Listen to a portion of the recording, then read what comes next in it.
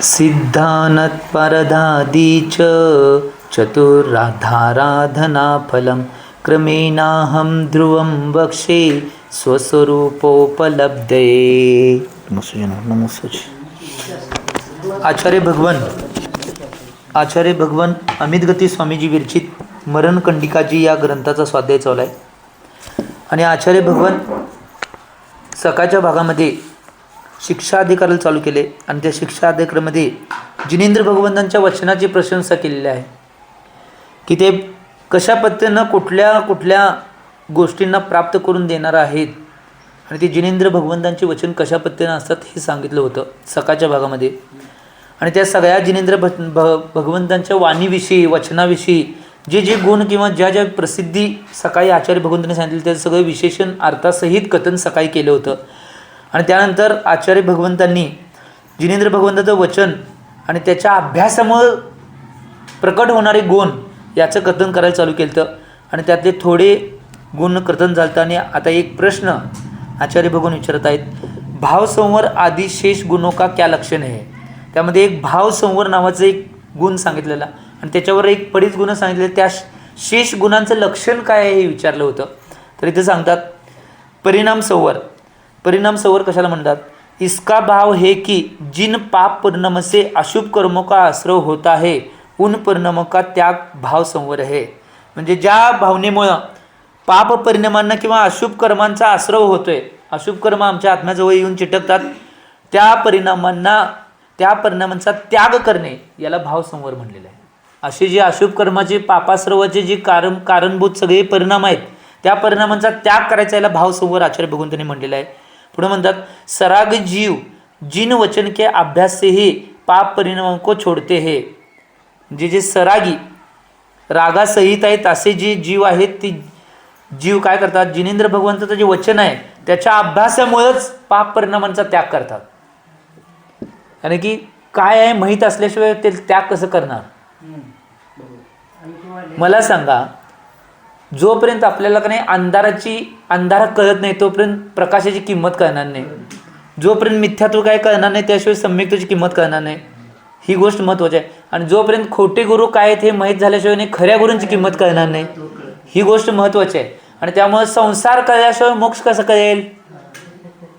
तसं निश्चित रूपानं आचार्य भगवान काय म्हणल्यात, जे सरागी जीव आहेत त्यांच्या त्या जिन वचनाच्या अभ्यासामुळेच पाप परिणाम ते सोडतात म्हणून सांगितलं आहे. पुढे म्हणतात वीतराग मुनिराजों की अपेक्षा जिन वचन शुद्धोपयोग में कारण है क्योंकि वहाँ पुण्याश्रव के कारणभूत परिणामों के त्याग रूप भाव संवर होता है. जिथं काय सांगितले, वीतराग जी मुनिराजांच्या अपेक्षेनं जिन वचन उपयोगाचं कारण आहे म्हणून सांगितलं आहे. का, कारण की त्या ठिकाणी पुण्याश्रवचं कारणभूत परिणाम जे आहेत त्याचा त्यागरूप भाव संवर होतोय म्हणून. कारण की एक गोष्ट लक्षात घ्या, पुण्य आश्रव असून दे पाप आश्रव असून दे दोन्ही बंधाला कारण आहेत. आहे का नाही. ज्यावेळी दोन्हीतला मध्य निघणार आहे समपरिणाम राहणार आहे त्यावेळी मोक्ष मिळणार आहे. का पुण्यामुळे मिळणार आहे आणि पापामुळे मिळणार आहे. एका अपेक्षेनं आचार्य भगवान कुंद स्वामीजींनी नियमसारजी ग्रंथामध्ये म्हणलेलं आहे. कारण की मोक्षाची प्राप्ती त्यामध्ये त्यांनी प्रशस्त राग आणि अप्रशस्त रागाचं कथन केलेलं आहे. नियमसागरजी ग्रंथामध्ये आचार्य भगवान कुंद स्वामीने त्यामध्ये पुण्यफला अर्हंता म्हणलेलं आहे. म्हणजे अर्हंत पदाची प्राप्ती ही पुण्याच्या फलामध्ये होते हे त्यांनी एक कथन म्हणलेलं आहे एका अपेक्षेनं. त्यामुळे हित देताना ह्यांनी पूर्णपणे या गोष्टीचा विचारपूर्वक हे कथन दिलेलं आहे. जिन वचन के अभ्यास से ही आश्रव के निमित्त रूप शुभ अशुभ परिणामों का त्याग होता है अतः भाव संवर जिन वचन का गुण है. भाव संवर हे होणं जिन वचनाचाच गुण आहे म्हणून सांगितले. जिन वचन म्हणजे जिनेंद्र भगवंतांच्या वाणीचा अभ्यास केल्यानंतर या गुणाची भावसंवर रूपी गुणाची प्राप्ती होते. हां, ही गोष्ट महत्त्वाची आहे. कारण की त्याचा आश्रय शुभ अशुभ परिणामांचा त्याग कशामुळे होणार आहे, जिन वचनाच्या अभ्यासामुळेच होणार आहे. आम्हाला कळल्यावर बाबा हे सोडण्यासारखं आहे, हे त्याग करण्यासारखं आहे, आमच्या भविष्याला हे वाईट आहे हे माहीत झाल्यावरच आम्ही त्या सगळ्याचा त्याग करणार आहे ना. त्यामुळे निश्चितपणे हे भावसंवर हा गुण आहे तो जिन वचनामुळेच प्राप्त होणारा गुण आहे म्हणून म्हटलेला आहे. आता पुढचा सांगितलं आहे प्रत्यग्र संवेग एक सकाळी सांगितलं होतं. त्याचा अर्थ सांगतात प्रत्यग्र संवेग इसका अर्थ है प्रतिदिन नवीन नवीन संवेग. अर्थात जिन वचन के अभ्यास से प्रतिदिन धर्म में श्रद्धा होती जाएगी और संसार के स्वरूप का ज्ञान वृद्धिंगत हो जाने से संसार भीरुता रूप नए नए परिणाम जागृत होते जाएंगे. म्हणजे प्रत्येक संवेग याचा अर्थ काय, नवीन नवीन नाही जी भावना होते किंवा नवीन नवीन परिणाम होतात त्याला प्रत्येक संवेग म्हणले. म्हणजे काय, जिनेंद्र भगवंतांच्या वचनाचा अभ्यास केल्यानंतर प्रतिदिन धर्मामध्ये श्रद्धा वाढत जाणार आहे आणि श्रद्धा वाढत गेल्यानंतर संसार जे स्वरूप आहे त्या स्वरूपाचं ज्ञान वृद्धिंगत होणार आहे आणि ते ज्ञान वृद्धिंगत झाल्यानंतर संसार भीरुता वाढणार आहे. म्हणजे संसारावरती भीती वाटायला चालू होणार की संसार करायला नको. भीती वाटली काय आहे संसारात, चुकीच काय आहे, चुकीचं काय नाही करू नको, नको आहे आम्हाला ते करायला लावतंय परंतु बस की आता किती करायचं. आम्ही याचं चिंतन करणं आवश्यक आहे. त्यामुळं एक संसाराचं स्वरूपाचं ज्ञान वृद्धिंगत झाल्यानंतर संसार भीरुता प्राप्त झाल्यानंतर त्याचे नवीन नवीन जे परिणाम जागृत होणार आहेत त्याला आचार्य भगवंतांनी प्रत्येक संवेग म्हणलेला आहे. पुढे सांगितले आहे रत्नत्रय स्थिरत्व. जिन वचन के अभ्यास से रत्नत्रय में सिद्धि एवं निश्चलता प्राप्ती होते. या जिन वचनाच्या अभ्यासामुळे काय होणार आहे, रत्नत्रयामध्ये सिद्धी प्राप्त करण्याचा प्रयत्न आपण पुरुषार्थ करणार आहे आणि त्याच्याबरोबर निश्चलता तीर्था येणार आहे. त्या रत्नत्रयामध्ये दृढ राहण्याची, सम्यक्त्वामध्ये दृढ राहण्याची, सम्यक ज्ञानामध्ये आणि सम्यक चारित्र्यामध्ये दृढ राहण्याची शक्ती आपल्यात निर्माण होणार आहे. समीचीन श्रद्धा, तेच रत्नत्रय म्हणजे तेच आहे. त्याचं सगळं सांगून आल्यात. आता इथं सगळं नाव घेत बसणार नाही, नुसार रत्नत्रय म्हणणार. त्यामुळे या सगळ्यात दृढता आणण्याचं काम, निश्चलता प्राप्त करण्याचं काम कोण करणार आहे, तर जिन वचन करणार आहे. त्यामुळे रत्नत्रय स्थिरत्व हा एक गुण प्राप्त होणार आहे. पुढे सांगितलं तप हा एक गुण प्राप्त होणार आहे. जिन वचन से स्वाध्याय नामक अभ्यंतर तप की वृद्धी एवं सिद्धी होते. जिनेंद्र भगवंतांच्या वचनामुळं स्वाध्याय नावाचं जे अभ्यंतर तप आहे त्याच्यामध्ये वृद्धी होणार आहे, वाढ होणार आहे आणि भविष्यात हे कायमस्वरूपी त्याचा अभ्यंतर तपाचं जर नाही वृद्धी करत गेलो, वाढवत गेलो तर आम्हाला जी गोष्टी सिद्ध करायची ती सिद्ध होणार आहे. हां, यामुळं तप बी जिनेंद्र भगवंताचं वचनामुळं प्राप्त होतं हे सांगितले गुण. भावना गुप्तियों में भावना दृढ होती है. गुप्ती आहे म्हणजे मन गुप्ती, वचन गुप्ती आणि काय गुप्ती, ह्या 3 गुप्ती आहेत. त्या गुप्ती याचा अर्थ काय, मनाला बांधून ठेवायचं, वचनाला बांधून ठेवायचं किंवा कायेला बांधून ठेवायचं. बांधून ठेवा किंवा स्थिर ठेवा, रोखून धरा ही गोष्ट म्हणा. तर ह्या गुप्तींच्यामध्ये नाही भावना दृढ होणार आहे. भावना कशामुळं, या जिनेंद्र भगवंतांच्या वचनामुळं, की काय त्या गुप्तींचं व्यवस्थित काटेकोरपणे मला पालन करायला पाहिजे, मनाला व्यवस्थित ठेवायला पाहिजे, वचनाला कुठेही वचन काढताना कुणाविषयी कसे वचन बोलायला पाहिजे हे सगळं ठेवायला पाहिजे आणि कायेच्या शरीराच्या जे चेष्टा आहेत त्यांनासुद्धा सांभाळपूर्वक करायला पाहिजे. त्यामुळे हे कशामुळे होते, जिनेंद्र भगवंतांच्या वाणीमुळेच होते म्हणून सांगितलं आहे. तो भावना गुण बी आपल्याला प्राप्त होतोय.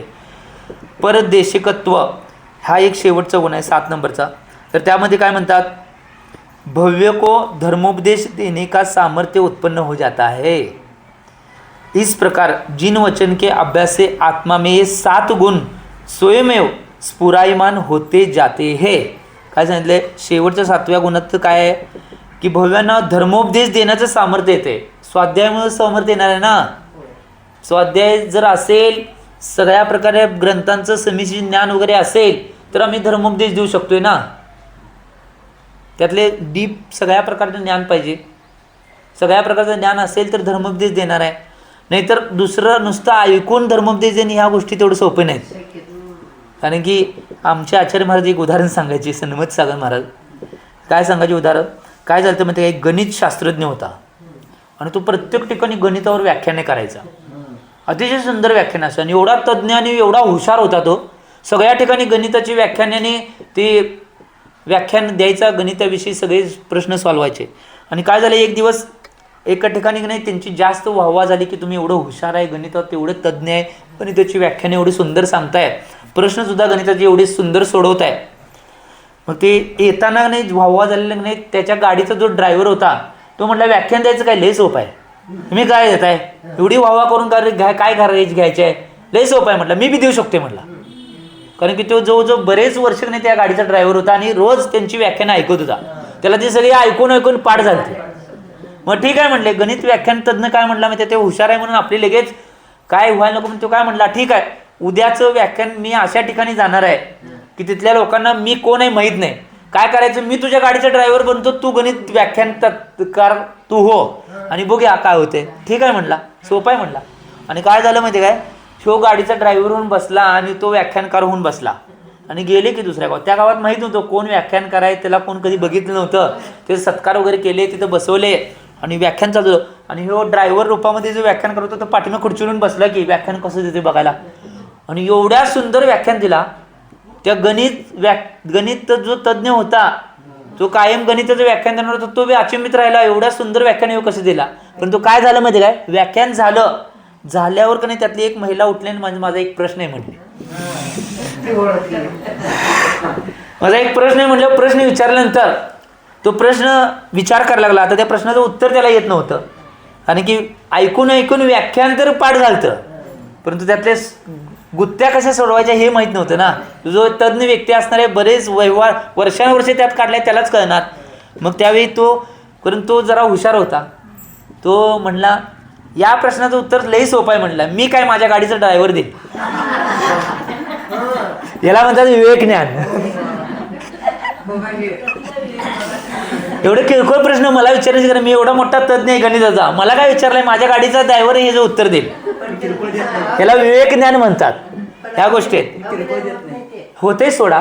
परंतु एक गोष्ट मी हे सांगण्याची का सांगितलं माहिती का, जिनेंद्र भगवंतांच्या वाणीमुळे धर्मोपदेश देण्याचं उत्कृष्ट सामर्थ्य कुणापाशी होतंय, खरोखर ज्यानं बरेच वर्षानुवर्ष स्वाध्याय केले त्याचं हे सांगायचं म्हणून मी उदाहरण सांगितलं. ही गोष्ट महत्वाची आहे. किंवा ऐकून परिपाठ झालं तर ते संपूर्ण अभ्यास नाही. त्यातल्या सगळ्या गुत्ती, सगळ्यातले तत्वाच्या अभिलाषा, तत्वाचा मतितार्थ आणि तत्वाचा अन्वय अर्थ काय आहे हे माहीत पाहिजे, त्यावेळी हे कळणार आहे. ही गोष्ट म्हणायची म्हणून सांगितली. ही गोष्ट महत्वाची आहे. त्यामुळे आम्ही चिंतन करणं आवश्यक. तो फक्त नाही त्यावेळी विवेक ज्ञानामध्ये वाचला. जर समजा ती महिला अडून बसली असती, ह्या प्रश्नाचं उत्तर द्यायचंच आहे तुम्ही म्हटल्यावर काय झालं असतं, देऊ शकलं नसतं तो. त्यामुळे या गोष्टी आहेत.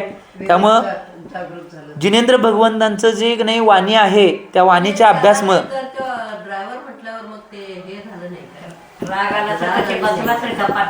आला असेल की, परंतु त्या गोष्टी गौण आहेत. आपल्याला जे उदाहरण सांगायचं ते महत्वाचं आहे ना, त्यासाठी ते उदाहरण सांगितले. त्याला ते बाकीच्या गोष्टी झाल्या ते आता पुढचा विषय आहे, त्या विषयात आपण पडायला नाही. पुढचं उदाहरण ज्यावेळी येईल की नाही त्यावेळी बघा तुम्ही काय होते अपडेट. त्याने विवेक चालवला ना, कारण की ह्या किरकोळ प्रश्नाचं उत्तर मी देऊ शकत नाही, मी एवढा मोठा तज्ञ आहे, असे त्याने ह्या गोष्टी सोडवल्या. तो विवेक ज्ञान आहे. एक गोष्ट लक्षात घ्या, आणि नुसतं विवेक बी असून चालणार नाही, नुसतं ज्ञान बी असून चालणार नाही, चारित्र्य बी पाहिजे. श्रद्धा, विवेक आणि क्रिया या तिन्ही गोष्टी पाहिजे. श्रावकाचं जे म्हणलंय, श्रावक, श्र व आणि क, जो श्रद्धावान, विवेकवान आणि क्रियावान आहे तो श्रावक आहे. या तिन्ही गोष्टी एकत्र पाहिजेत. त्या सगळ्या गोष्टीचा स्वाध्याय वगैरे करायला पाहिजे. आता ज्या गोष्टी सकाळी सांगितलेल्या त्यातलं एक राहिलेलं हिताहित का ज्ञान, म्हणजे हित अहितचं ज्ञान कशामुळे प्राप्त होते हे सांगितलंय. गाता पहिला कंठस्थ करून आचार्य महाराजांनी काय सांगितले ते पाहूया. सर्वे जीवादयो भावा जिन शासन शिक्षया तत्वतोत्राब बुद्ध्यन्ते परलोके हिताहिते. आचार्य भगवान इथं म्हणत आहेत की आचार्य भगवान काय म्हणले, जिन शासन की शिक्षा से अर्थात ज्ञान के प्रभाव से जीव, अजीव, आश्रव, बंध, संवर, निर्जरा और मोक्ष आदि सर्व पदार्थों के सत्य स्वरूप का बोध हो जाता है तथा इसके सामर्थ्य से इस लोक एवं परलोक में हिताहित का भी परिज्ञान हो जाता है. काय सांगितले बघा, इथं महत्वाची गोष्ट सांगितली. जिन शासनाची किंवा जिनेंद्र भगवंतांची वाणी जे वचन आहे त्याचं शिक्षण केल्यामुळे काय होते, ज्ञानाच्या प्रभावामुळं, त्या ज्ञानाच्या प्रभावामुळं जीव, अजीव, आश्रव, बंध, संवर, निर्जरा आणि मोक्ष, आणि त्याच्याबरोबर त्यात 2 पुण्य पाप घातल्या 9 पदार्थ, या सगळ्यांचं सत्ताचं स्वरूपाचं बोध होतंय.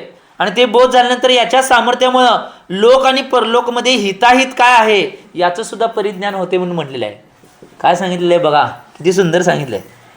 हित अहित काय आहे हे कशामुळे कळते? जिनेंद्र भगवंतांच्या वाणीमुळेच कळते, जिनवाणीमुळेच कळतंय. या जगामध्ये हित काय आहे अहित काय आहे. काही लोकांना कळलं नसेल तर त्यांनी जिनवाणीचा अभ्यास केला नाही. काय सांगाले?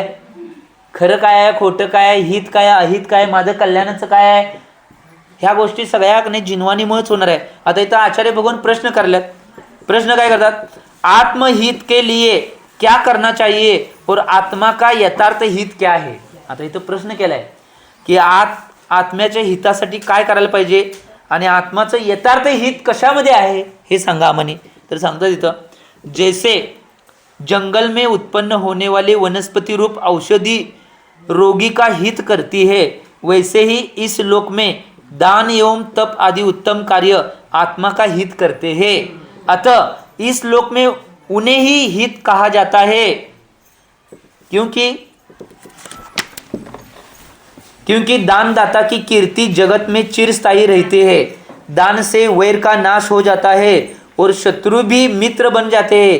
इसी प्रकार जिनके पास तप रूपी धन है उन्हें चक्रवर्ती और इंद्र आदि भी नमस्कार करते हैं.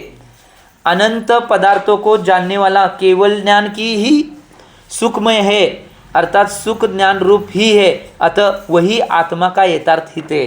या सगळ्या माध्यमातून काय सांगितलं? आत्म्याचं हित कशामध्ये आहे आणि यथार्थ हित कशामध्ये आहे हे सांगायला. तर काय म्हणतात?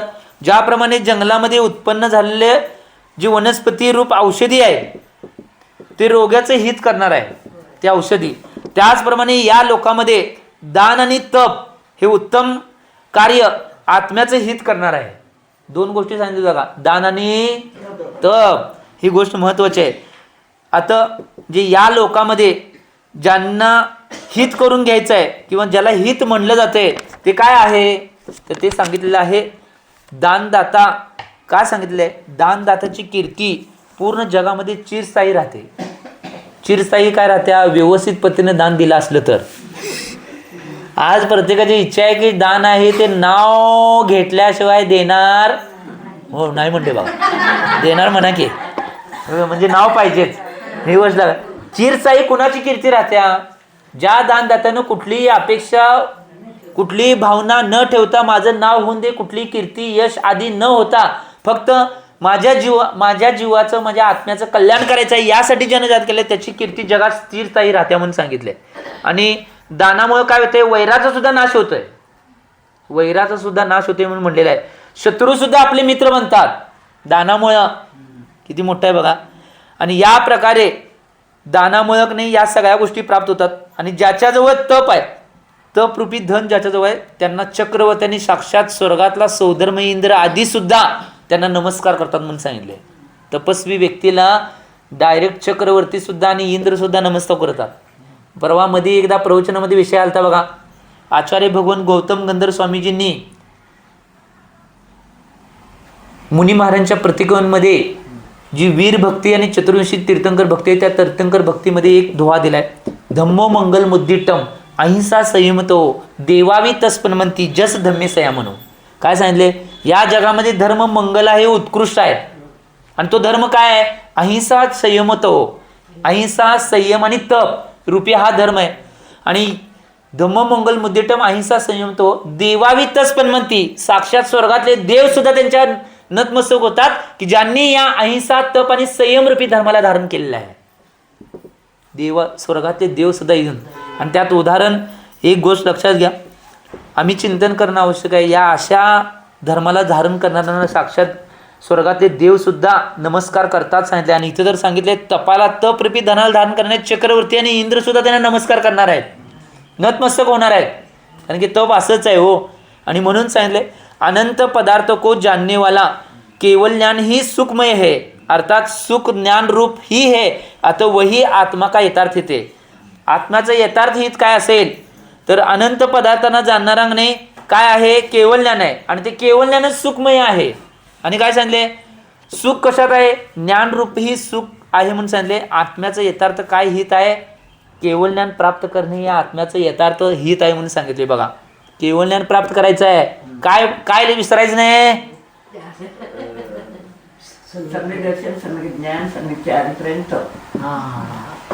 हे सगळा ग्रंथ होईपर्यंत या 4 गोष्टी जर लक्षात राहिल्या झालं कल्याण. आम्ही चिंतन करणं आवश्यक आहे. त्यामुळे एक सम्यक दर्शन, सम्यक ज्ञान, सम्यक चारित्र आणि सम्यक तप या 4 आराधना आहेत. या 4 आराधनावर मरणकंडिका ग्रंथ आहे. या 4 आराधनांचंच कथन करणार आहे त्यात. आणि या 4 आराधना लक्षात जो जीव ठेवणार आहे आणि या आराधना शेवटच्या सणापर्यंत जो व्यक्ती नेणार आहे तोच आपल्या जीवनाचं कल्याण करून घेणार आहे. ही गोष्ट महत्त्वाची आहे. आम्ही जीवनामध्ये चिंतन करणं आवश्यक आहे. आम्हाला जर आमच्या जीवनामध्ये या गोष्टी प्राप्त करायच्या असतील तर या गोष्टींना आम्ही करणं आवश्यक आहे. आता परत आणि सांगतात आणि परत पुष्ट करल्यात. काय पुष्ट करल्यात? आत्मा और उसके हित का ज्ञान न होने से दोष उत्पन्न होते. हे काय सांगितले बघा. आत्मा आणि त्याचं हित कशामध्ये याचं ज्ञान न झाल्यामुळं दोष उत्पन्न होतात. हे ज्ञान व्हायलाच पाहिजे. प्रत्येक व्यक्तीला व्हायला पाहिजे. ही गोष्ट लक्षात घ्या. पहिला गाथाकंठस्थ करूया ना आचार्य महाराजांनी काय सांगितले ते पाहूया. हिताहितम जानानो जीवो मुह्यन्ति सर्वता मूढो गृह्यन्ति कर्माणि ततो भ्राम्यति संस्कृतो. आचार्य भगवान इथं काय म्हणतात? इथं आचार्य भगवान सांगलेत, जिसे आत्मा के हित एवं अहित का ज्ञान नहीं हुआ वह जीव मोहित होता है. काय म्हणले बघा. ज्याला आत्म्याचं हित आणि अहित याचं ज्ञान होत नाही तो जीव मोहित आहे. मी म्हटलं नाही, माझ्याकडे बघू नका. इथं आचार्य भगवंतांनी म्हणल्या, अमित गती स्वामीजीने म्हणले, और उसे मोह से वह अनंत संसार में भ्रमण कराने वाले अशुभ कर्मों का बंद कर लेता है. आणि काय सांगितले? त्या मोहामुळं तो अनंत संसारामध्ये भ्रमण करणारे अशुभ कर्माचं बंद करून घेतोय. मोह सगळ्यात मोठा आहे हो. या संसारात सगळ्यात मोठं कर्म आणि सगळ्यात मोठी चमत्कार काय असेल? मोहनीय कर्म. ते मोह कुठल्या कुठल्या तालावर कुठं कुठं कुणाला नाचवल काय सांगता येत नाही. याचं चिंतन करणं आवश्यक आहे. त्यामुळं या गोष्टी सगळ्यात मध्ये ज्याला आत्म्याचं हित आणि अहित याचं ज्ञान झालं नाही तो जीव मोहितच आहे ओळखायचं. म्हणून मी परवा सुद्धा एक संत कबीर जसं धोवा सांगितला, पड पड के पंडित भयो ज्ञान कियो अपार निज वस्तू की खबर नाही सब नकटी का शृंगार. मी म्हटलं नाही पंडित कबीरदासांनी म्हटलेलं आहे. तर काय म्हटलेलं आहे त्याने? आम्ही वाचून पुस्तकं आधी वाचून पंडित झालो तरी सुद्धा तो पंडित ज्ञानी नाही. ज्या पंडिताला नाही स्वतःच्या आत्म्याची खबर नाही तो पंडित होऊन कसा आहे माहिती काय? नकट्या मुलगीला शृंगार केल्यासारखं आहे. काय म्हणलो? हा, किती बी नकट्या मुलगीला शृंगार केला तर ते शृंगारित होणार आहे मुलगी. तसं सगळ्या शास्त्रांचा किती बी अभ्यास केला आणि आत्म्याचं जर ज्ञान नसेल तर तो अभ्यास करून काय उपयोग आहे? ही गोष्ट महत्त्वाची आहे. आम्ही आमच्या जीवनामध्ये चिंतन करणं आवश्यक आहे. एक आचार्य महाराज एक उदाहरण सांगायचे कायम. काय झालं माहिती काय? एक व्यक्ती होते आणि त्यांनी दीक्षा घेतलेली. ते हिंदू साधू बनले. हिंदू दीक्षा घेतली त्यांनी. आणि काय झालं? त्यांनी 12 वर्ष तप केलं. आणि 12 वर्ष तप करून काय केलं माहिती काय? एक सिद्धी प्राप्त केली पाण्यावर चालण्याची. 12 वर्ष ज्ञान करून सिद्धी प्राप्त केली पाण्यावर चालण्याची. आणि 12 वर्ष झाल्यानंतर एक आणि 5-6 वर्ष तिथं भागात धर्माची प्रबंध त्यांच्या अपेक्षेने केली त्यांनी. आणि मग त्यांच्या पूर्वाश्रमीच्या गावात त्यांनी येणार होते. मग सगळ्यांनी तयारी जोरात केली. परंतु तयारी केली एवढी सगळे मोठ्यानं जोरात त्यांची मिरवणूक रॅली त्यांनी काढत होते. त्यांनी बघत होते रॅलीत घरातली कुठं आहेत काय. कारण घरातली कोणीच नव्हती, एक बी नव्हती. एवढा मोठा जुलूस सगळं गाव आलं एकत्र, पण घरातले कोण आले नाहीत. आणि ज्या वेळी नाही त्या मंदिरात त्यांनी पोहोचले, त्यांचं निवासस्थान जिथं होतं, त्यांची कुटिया जिथं होती तिथं पोहोचल्यानंतर का नाही त्यांनी विचारले, अहो त्यांनी का आले नाहीत? काय माहित, बोलवून आण जा. आणि गेले सांगाले हो. तर बोलवून आणलं. घरातले सगळे आले आणि घरातली जी सगळी बसली तिथे येऊन मग म्हणले, एवढं मी घर सोडल्यानंतर एवढी साधना 12 वर्षाची साधना केली आणि पाण्यावर चालण्याची सिद्धी प्राप्त केली आणि तुम्हाला त्याची किंमत नाही. त्या तिथं बारका पोरगा त्याच्या पूर्वाश्रमीच्या भावाचा मुलगा बसलेला तिथं, बारका छोट्या एवढा होता. तो काय म्हणला, 12 वर्ष तप करायची काय गरज होती? नावाड्याला 5 रुपये दिले तर पलीकडे जाताय की. तुमच्या आत्म्यासाठी तुमच्या कल्याणासाठी साधना केला असता तर लय काय काय मिळाला असता. बारका पोरगा म्हणलो सांगाल. आता इथं हित आणि अहितचं प्रकरण आले म्हणून आचार्य भगवंतांचं उदाहरण आठवलं म्हणून सांगितलं. आम्ही चिंतन करणं आवश्यक आहे. कशाची साधना करायची आहे, काय मिळवायचं आहे हेच आज माहित नाही लोकांना. हे चिंतन करणं आवश्यक आहे. आम्हाला जर हे माहीत झालं नाही तर काय उपयोग नाही. किती बी साधना करा, पालत्या कागरीवर तुम्हीच म्हणला, मी काय म्हणलो नाही बाबा. त्यामुळे चिंतन करणं आवश्यक आहे. आम्ही जर साधना खरोखर करायचं असेल तर त्या अपेक्षेनं त्या गोष्टी समजून घेऊन त्या गोष्टी करणं आवश्यक आहे. म्हणून एक गोष्ट लक्षात घ्या, संसारामध्ये भ्रमण करणारे ते मोह आहे की नाही, अशुभ कर्माचा बंद करून घेणार आहे म्हणून सांगितलेलं आहे. त्यामुळे हित आणि अहित याचं ज्ञान आम्ही करून घ्यायला पाहिजे. कशामध्ये हित आहे, कशामध्ये अहित आहे, कुठल्या गोष्टी करायला पाहिजेत, कुठल्या गोष्टी करायला नको पाहिजे, या गोष्टी कळायला पाहिजेत. त्यामुळे आम्ही याचं चिंतन करायला पाहिजे. आता पुढच्या गाथेमध्ये आचार्य भगवान 104 नंबरच्या गाथेमध्ये आत्महित के ज्ञान का उपयोग, आत्महिताचा ज्ञानाचा उपयोग काय आहे हे सांगायलात. पहिला गाथाकंठ करूया आणि आचार्य महाराजांनी काय सांगितले ते पाहूया. हितदाना हित त्यागो हिताहित विबोधने यतस्तत सदा कार्यम हिताहित विबोधनम. आचार्य बघून काय म्हणतात इथं, जो भव्य जीव हित अहित को जान लेता है वह हित में प्रवृत्ति और अहित का त्याग करने में समर्थ हो जाता है. अतः सदा अपनी आत्मा के हित अहित को जानने का प्रयत्न करना चाहिए. आचार्य बघून काय सांगितले की जो भव्य जीव हित आणि अहित या दोन्हींना जाणून घेतोय, तो जाणून घेतल्यानंतर तो काय करणार आहे, हितामध्ये प्रवृत्ती करणार आहे. ज्याच्यामध्ये आपले हित आहे त्याच्यामध्ये प्रवृत्ती करणार आहे, ज्याच्यामध्ये आपला अहित आहे त्याचा त्याग करणार आहे. म्हणून सगळ्यांनी ज्यांना ज्यांना आपल्या आत्म्याचं हित करून घ्यायचं आहे त्यांनी हित काय आहे अहित काय हे जाणून घ्यायला पाहिजे. जाणले सगळ्यांनी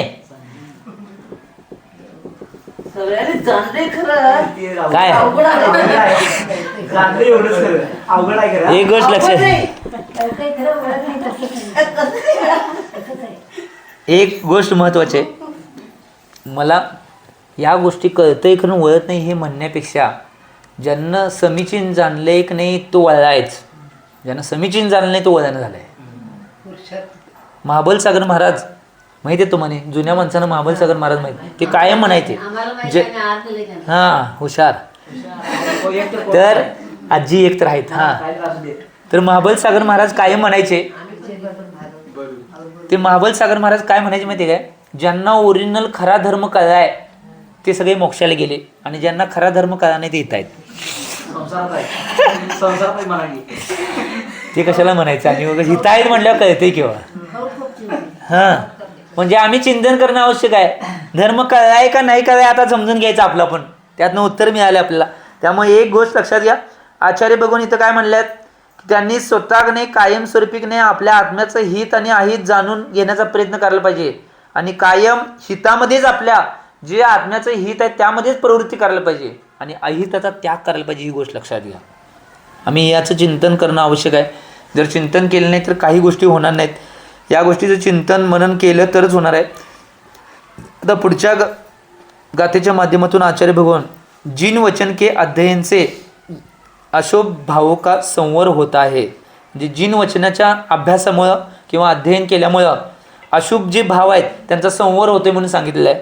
पहिल्या गाथा कंठस्थ करूया. 105 नंबरच्या गाथेच्या माध्यमातून सांगत आहेत, स्वाध्यायम पंचश कुर्वम स्त्री गुप्त पंचस संवृत एकाग्र जायते योगी विनयेन समाहित. तर आचार्य बघून इथं काय म्हणतात, जो वाचना पृच्छना अनुप्रेक्षा आमनाय आणि धर्मोपदेश किंवा उपदेश रूप 5 प्रकार का स्वाध्याय करता है उसके 5 इंद्रियों का निरोध होता है. एक नवीन विषय आला बघ. और 3 गुप्तियों का पालन होता है. वह विनय युक्त साधु एकाग्र चित्त अर्थात ध्यान के योग्य होता है और ध्यान से संवर होता है. काय सांगितले बघा, 5 प्रकारचे स्वाध्याय आहेत. आपला प्रवचनमध्ये विषय चालू होता, स्वाध्याय विषय जो प्रवचनमध्ये चालू होता, कारण की श्रावकांचे 6 आवश्यक क्रियांच्यावर आपलं प्रवचन चालू आहे. आज 6वं प्रवचन, 5वं किंवा 6वं प्रवचन होईल. 6वं प्रवचन आज होईल आजच्या दुपारच्या प्रवचनच्या शृंखलेमध्ये. तर त्यावेळी ज्यावेळी स्वाध्यायाचा विषय आला त्यावेळी सगळ्या प्रकारचे स्वाध्याय आणि त्या स्वाध्यायांचं विश्लेषण आपल्या प्रवचनाच्या माध्यमातून झालं होतं. तर इथं काय सांगायल्यात, वाचना पृच्छना अनुप्रेक्षा आमनाय आणि धर्मोपदेश किंवा उपदेश या 5 प्रकारचा स्वाध्याय जो करतोय त्या 5 इंद्रियांचा निरोध करू शकतोय. काय सांगितले बघा, 5 इंद्रियांचा निरोध करू शकतोय. तो जे 5 इंद्रिय आहेत त्या इंद्रियांचा निरोध करू शकतोय आणि 3 गुप्तींचं नीतीच्यापूर्वक पालन करू शकतोय आणि तो ज्या या 5 प्रकारच्या स्वाध्याय करतोय तो विनययुक्त साधू एकाग्रचित्र होऊन ध्यानाच्या योग्य होते म्हणून सांगितले आणि ध्यानामुळं संवर होते म्हणून सांगितले. त्यामुळे आम्ही यांचं चिंतन करणं आवश्यक आहे. या गोष्टीचं चिंतन करणं आवश्यक आहे. इथं सांगताना जिन वचनाच्या अध्ययनामुळे अशुभ भावांचा संवर होते हे सिद्ध केले. कसं केले? कारण की या 5 प्रकारचा स्वाध्याय केल्यानंतर 5 इंद्रियांचा निरोध होतोय, 3 गुप्तींचं पालन होतंय आणि विनययुक्त तो साधू एकाग्रचितून ध्यानामध्ये लीन होतंय आणि ध्यान योग्य जो आहे त्याचा संवर निश्चित रूपाने होणारच आहे. ही गोष्ट लक्षात घ्या. आता इथं प्रश्न विचारत स्वाध्याय से संवर कैसे होता है, तर प्रश्न करलाय की स्वाध्यायामुळे संवर कसा होणार आहे हे सांगा तुम्ही पटवून. त्यावेळी आचार्य भगवान म्हणतात गति में पहुँचते ही इस जीव को देह मिलता है, देह से इंद्रिया बनती है, इंद्रिया से विषयों का ग्रहण होता है और उससे राग द्वेष होते हैं अर्थात आश्रव होता है. किंतु जो साधु विनयपूर्वक स्वाध्याय करते हैं उनकी 5 इंद्रियां संवृत्त हो जाती है, मन अप्रशस्त रागादि विकारों से रहित हो जाता है, वे वचन नहीं बोलते अर्थात रुक्ष कठोर कर्कश झूठ स्वप्रशंसा और पर निंदा रूप वचन नहीं बोलते और शरीर से कोई भी पाप रूप हिंसात्मक कार्य नहीं करते अर्थात गुप्तियों का पालन करते हैं, जिससे अनुप्रेक्षादि रूप स्वाध्याय में मन एकाग्र हो जाता है अर्थात प्रवृत्ति ध्यान रूप हो जाते जिससे संवर होता है. किती पटवून सांगितले बघा. म्हणजे गतीमध्ये पोहोचल्यानंतर ह्या जीवाला ध्येय मिळतोय आणि त्या ध्येयामुळे काय ध्येय मिळाल्यामुळे इंद्रिया बनतात, इंद्रियामुळे नाही विषयांचं ग्रहण होतंय, विषयांचं ग्रहण झाल्यामुळे रागद्वेष होतोय आणि रागद्वेषमुळेच कर्माचा आश्रय होतोय. ही गोष्ट महत्त्वाची आहे.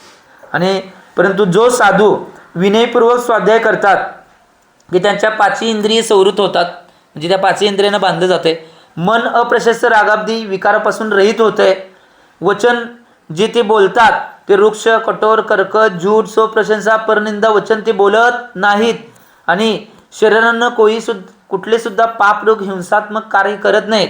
त्यामुळे गुप्तियांचं पालन झालं आणि गुप्तियांचं पालन झाल्यामुळं अनुप्रेक्षादी रूप स्वाध्यायामध्ये मन एकाग्र होऊन जाते आणि मन एकाग्र झाल्यामुळं त्यांची प्रवृत्ती ध्यानरूप होते आणि ध्यानरूप प्रवृत्ती झाल्यामुळं त्यांचं संवर होते म्हणून सांगितलं आहे.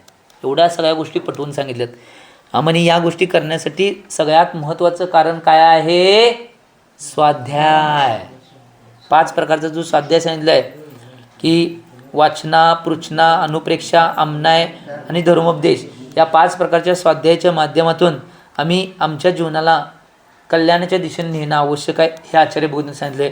त्यामुळे ते बी सांगितले ते आपल्या प्रवचनच्या विषय आलता कारण की या गोष्टीचं चिंतन म्हणून आम्ही करणं आवश्यक आहे. आता उद्याच्या भागामध्ये आचार्य भगवान नवीन संवेग उत्पन्न होणे का क्रम सांगतात की नवीन संवेग कशा पद्धतीनं उत्पन्न होतोय आणि त्याची काय व्यवस्था आहे हे उद्याच्या स्वाध्यायामध्ये आचार्य भगवान सांगतील. त्यामुळे याचं चिंतन सगळ्यांनी करावं की आपल्या जीवनाला हित कशात आहे हे ओळखून आत्म्याचं हितार्थ हित करण्याच्या मार्गावर तुम्ही सगळ्यांनी जावं एवढी भावना करतो आणि आजच्या वाणीला विराम देतो. जे बोलो आचार्य भगवान श्री सन्मती सागरजी महाराज की